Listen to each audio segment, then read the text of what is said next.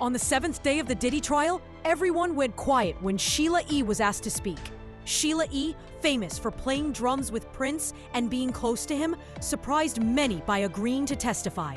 But once she began, it was clear she wasn't just speaking for herself. She was sharing the last warnings of a man who many think had dangerous knowledge. She told the court that before he died, Prince had told her he was scared for his life after finding out what was really going on in the music world. She wasn't just repeating rumors. It was connected to Diddy, hidden secrets in the industry, and strange things Prince said shortly before his death. Her words shocked everyone and linked things together that no one had spoken about openly until now. She spoke in a calm voice, but what she said was serious and powerful. She explained that before Prince died in 2016, he was becoming more worried, not about dying, but about being forced to be quiet. She said he seemed uneasy. Prince told her, "There's a lot happening in this industry that people don't see. It's not only about music rights, it's about control over the artist." She said Prince believed the industry had turned into a place full of lies, abuse, and pressure. She remembered a phone call late at night when Prince said, "Powerful people are acting like gods. If I say too much, they'll silence me." She said Prince named a few people, but he kept mentioning one name again and again: Sean Diddy Combs. Prince thought Diddy was part of things much bigger than music and was protected by strong forces. She explained that it wasn't because he was jealous. He said it because he saw it with his own eyes. She said Prince warned her not to attend certain music industry parties, especially the ones where Diddy would be. Prince told her, "You shouldn't be in those rooms. Things happen there that you'll never forget." These weren't normal after-parties. Prince said they were more like rituals, pretending to be parties. At first, Sheena thought Prince was being dramatic, but she changed her mind after he returned from LA looking deeply shaken. He stopped eating and couldn't sleep. He kept repeating, "They know, I know." Disclaimer. Please be warned, what follows might be sensitive for some viewers. This content is shared only to inform and entertain. These are the exact words from the federal courtroom in the trial of Sean Diddy Combs, reported by Inner City Press. And maybe some material may include rumor, speculation, or developing information. Always verify independently. She then told the scary story that shocked everyone in the courtroom. It was about a party held at Prince's home, but not because he wanted it. She said, "The first Diddy party I ever witnessed happened at Prince's home, and he wasn't okay with it." She said that around 2006, Diddy asked if he could host a private event at Prince's home, Paisley Park. Prince said yes, but only after others in the industry pressured him. She said it was meant to be a work-related event, but what actually happened at the party was something Prince didn't want to be part of.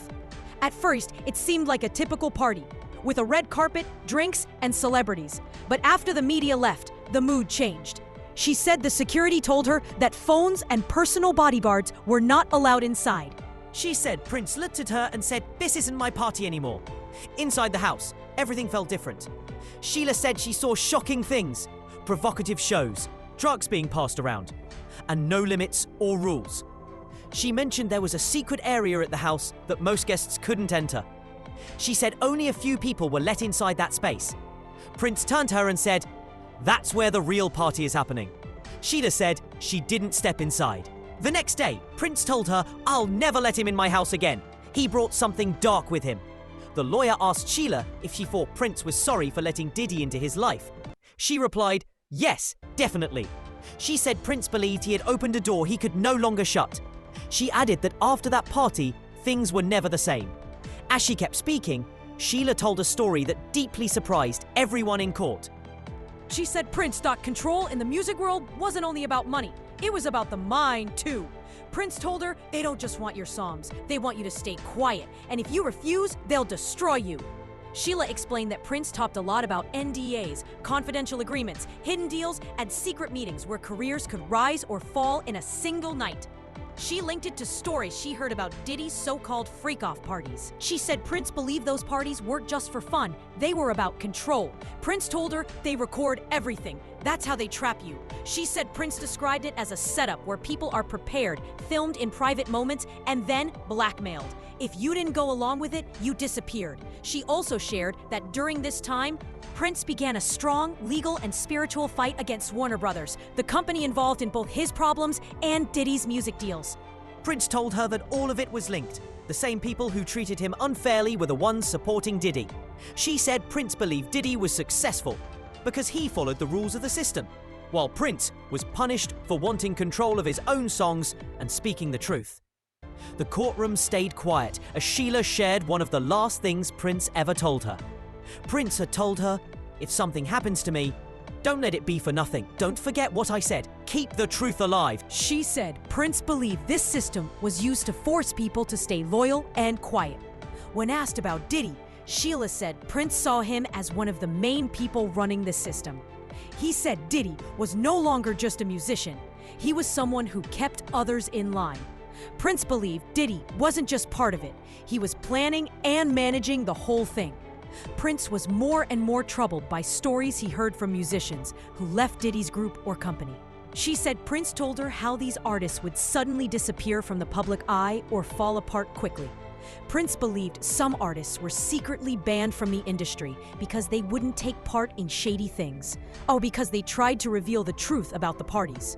What scared Prince the most, she said, was the thought that these recordings were being kept or shared. Prince had told her, on. "These videos aren't just secrets, they're power. They control people with them." She said Prince was trying to find out who had those videos and was scared that even if he was just seen in the background, it could be used against him. She said this fear stayed with Prince until the end of his life. She said her final talk with Prince wasn't just odd, it was scary. She said that a few days before he died, Prince called her in the middle of the night without warning. She remembered checking the clock. It was after 2 a.m. She said Prince had never called that late before. She said her voice was shaking and Prince sounded afraid.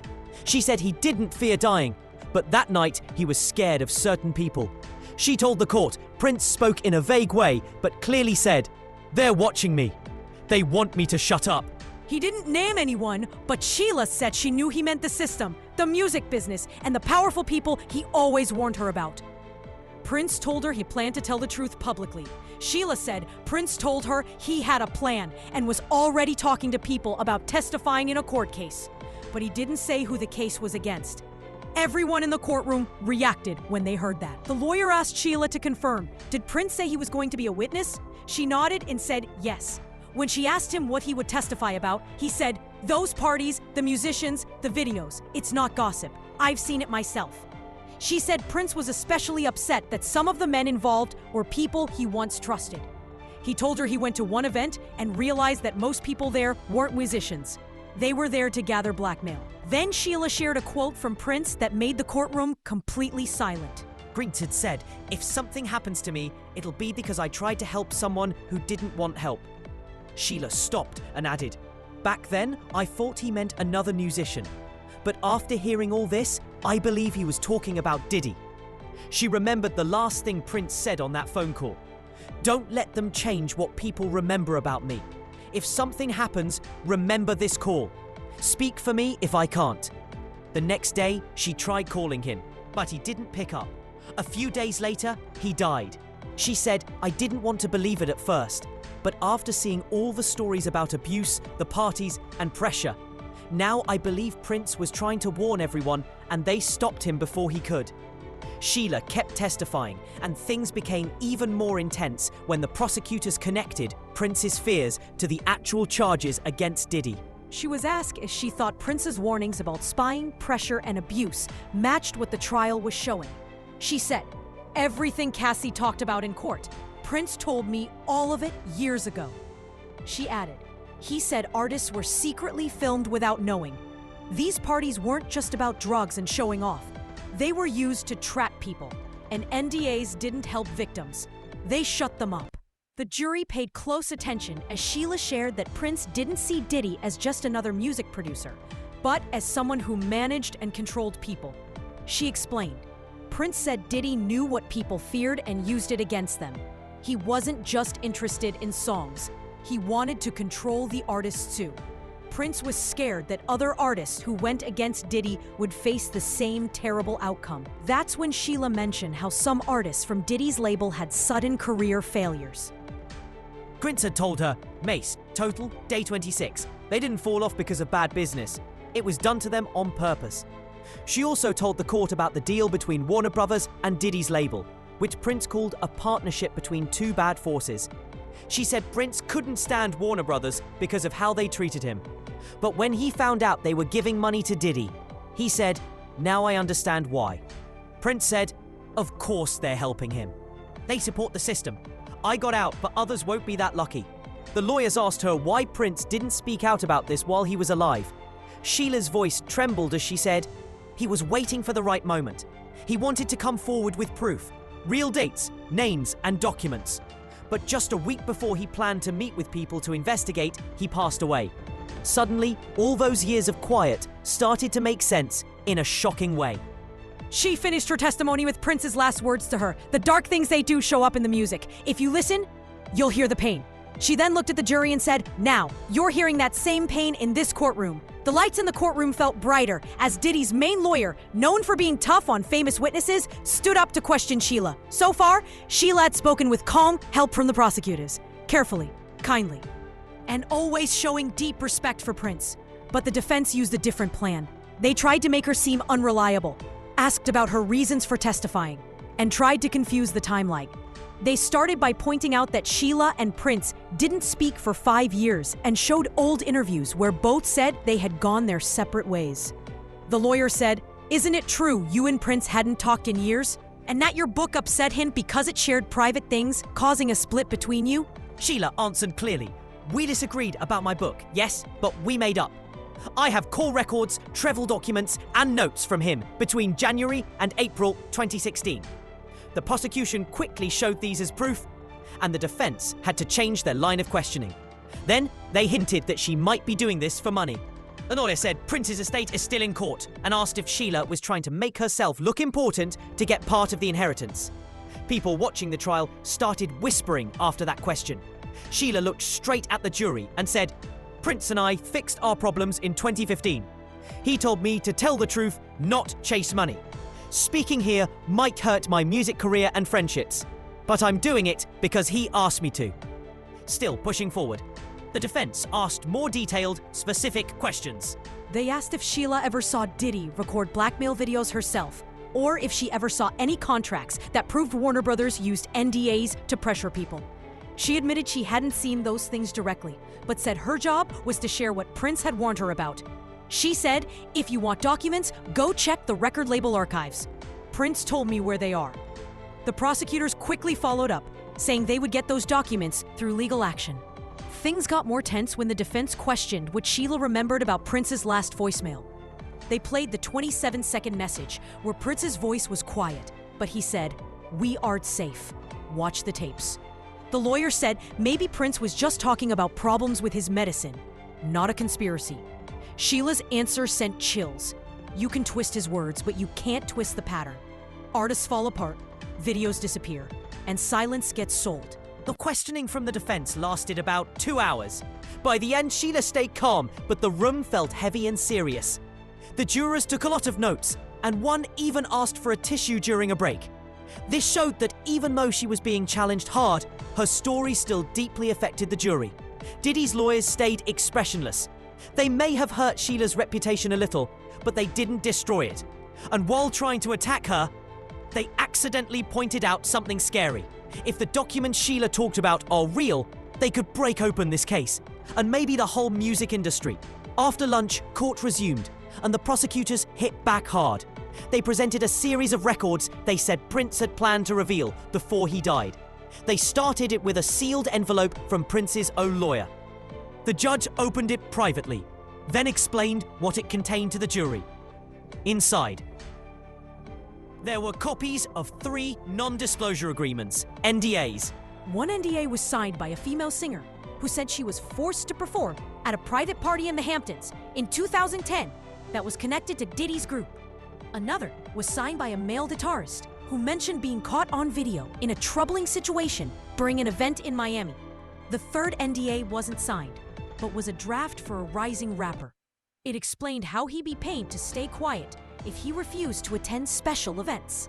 The letter from the lawyer said Prince got these documents from someone inside a big music company who wanted to expose the truth. Then, the prosecutors played a recording they found on a backup drive from Prince's home, Paisley Park. It was Prince practicing for an interview that was never made public. In the audio, Prince said they'll say it's networking, but it's really a trap. Young artists go in thinking it's just a party, but they come out owing silence. The jurors leaned in closer, recognizing Prince's voice and tone, just like Sheila had described. Next, the money expert explained how Prince's team had traced payment. Appearance fees were going through fake companies to small security firms run by former soldiers. The expert said those firms were connected to private parties, including some on the same dates Cassie mentioned and others listed in the NDAs. He also said the bills were labelled with phrases like venue lighting or VIP liaison, which Cassie had said Diddy used as secret codes for paying escorts. Lastly, the prosecutors showed data from hotel keycards. They had gotten this info from a fancy hotel's old records. The hotel records showed that Prince's keycard code was reset at 3 a.m. The same time Sheila said Prince had called her and said, "They're outside my door." The lawyer said this reset might mean someone was messing with his room, backing up what Sheila said about Prince being scared of being watched. Altogether, this evidence had a huge impact. On their own, each piece wasn't solid proof, but together, they created a strong web of connections. The NDAs fit Cassie's story. The payments looked like they were hiding illegal behavior. Prince's voice warned about blackmail, and the digital records suggested someone was tracking him. Even serious legal experts watching from another room quietly admitted the prosecutors had done something unusual. They had turned Prince's old fears into real, believable court evidence. One expert said, "This might be the first time someone speaks out after death as a whistleblower." Another legal expert joked during a live video as the prosecutors finished their part for the day. They ended by showing the jury a handwritten note from Prince to Sheila. That said, "Your silence won't protect you." That message stayed on the screen until the judge ended the day's session. The deeper meaning was clear. If the jury believed Prince predicted what happened to Cassie, finding Diddy guilty wouldn't just be a judgment. It would feel like making Prince's warning come true. News about Sheila E's testimony and the shocking evidence spread across the entertainment industry before the day ended. Social media exploded. Longtime producers posted mysterious "told you so" emojis. Respected reporters admitted they used to think Prince's warnings were just strange talk. By evening, a worldwide hashtag #TrustPaisleyProphecy was trending online. Music lawyers began getting urgent calls from record labels scared their secret NDAs might be requested in court next. At Diddy's company in New York, people inside said 2 top executives suddenly took long leave just 1 hour after the hotel key data was shown in court. A private message went around inside Warner Music telling workers to save all old documents related to artist deals, making people think the label expected federal investigators to show up. Even streaming services were shaken. One big platform quietly created a team to check old video footage from private shows they hosted. Back in the courtroom, Judge Subramanian called for a sudden private meeting to talk about allowing more evidence, hinting that even more secret info might be revealed soon. Journalists guessed that Prince's estate, which had been stuck in court battles over money, might now have power over music labels trying to hide more secrets. Legal experts said many more lawsuits might come from artists who were forced to sign silence agreements under pressure. But the biggest clue of the day was how Diddy acted when court ended. For the first time during the trial, people noticed that Diddy didn't look at the crowd. He just stared at the table in front of him. When his lawyers talked to him quietly, he didn't answer. Outside the courtroom, his mum and twin daughters left with covered umbrellas, avoiding the press, instead of posing like before. Sheila E was taken out a side exit, guarded by US Marshals. This was done because the prosecutor said she had received online threats. Later, Sheila shared a short message. "I did what he asked. I protected the truth." People close to her said her phone hasn't stopped ringing. Musicians thanked her, executives warned her, and fans begged for more answers. In the middle of all this, Prince's last public message, "Just when you thought you were safe," now felt more powerful and meaningful. At first, this trial was seen as a personal reckoning for Diddy. But after Sheila spoke, it seemed like the whole music industry's dark past was finally being judged. When court took a break, an experienced courtroom artist said it best to a CNN reporter. "I've seen fraud, crime, and even blood money trials, but today I saw something new. Prince's ghost walked into that courtroom and spoke. No matter what the jury decides about Diddy, this story is now out and can't be hidden again. Silence, which Prince said the music industry protected most, has just been broken."